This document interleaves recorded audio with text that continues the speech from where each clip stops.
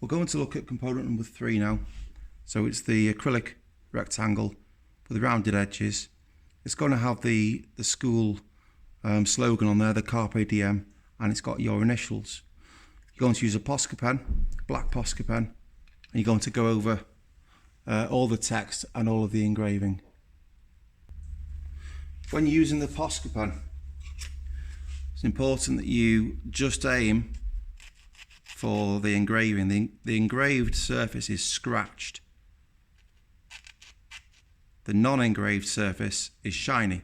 So the shiny doesn't take as well as the scratched surface. So you just aim for the nib of the POSCA pen going into the engraved area as much as you can. And before it dries, before the ink from the POSCA pen dries, get your paper towel. When you rub across the engraving, all you're removing now is any of the ink that was on the surface of the acrylic. You're not going to remove any of the ink that's inside of the engraved lines or anything like that.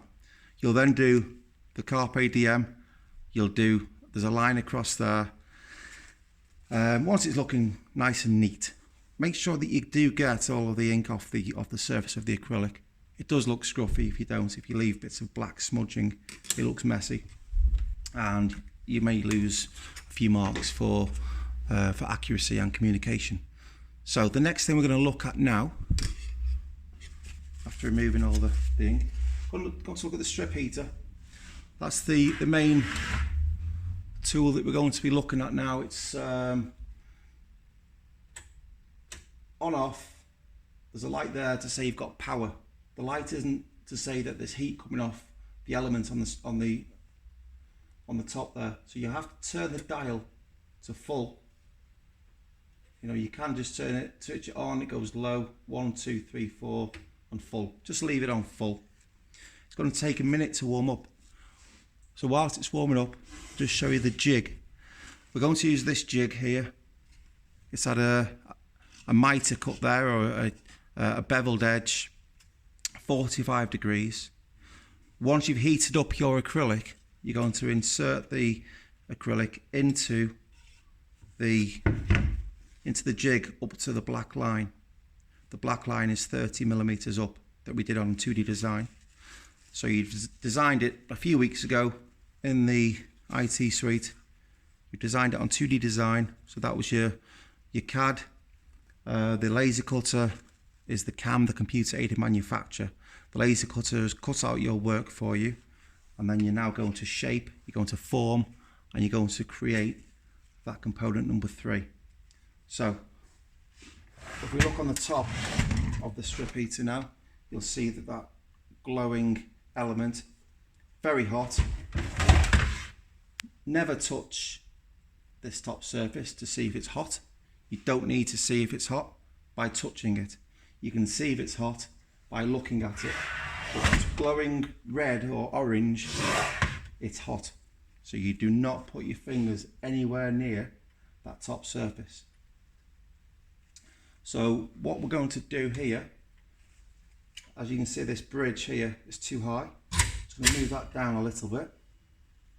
I'm going to hold my acrylic so that the black line runs across the center of the gap.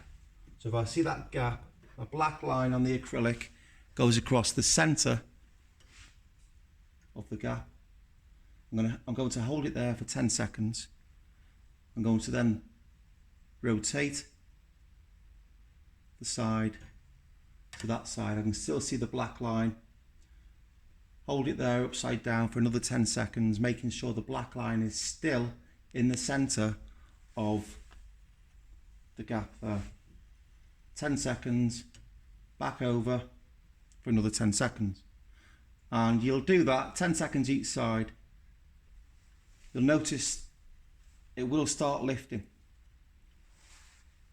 So the molecular structure of the acrylic are separating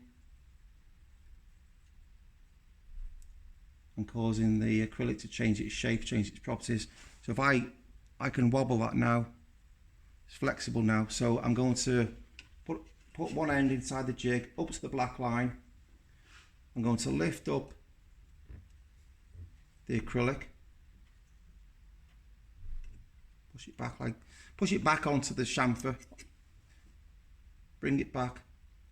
It's still very hot, so as it starts to cool down, you'll notice that it doesn't have the same elasticity property, because it's cooling down, so all the molecular structure of the plastic is now cooling down and starting to link together again. So you can see it slowly comes back now. And every time I push this towards the beveled edge, it comes back slower and slower each time. So what you can do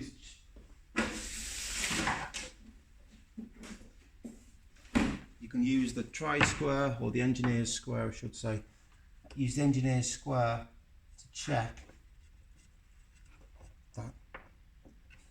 that is 90 degrees. Okay, once you're happy with that and it's not twisted this way, it's 90 degrees that way. Once you're happy with that, you're going to take it out,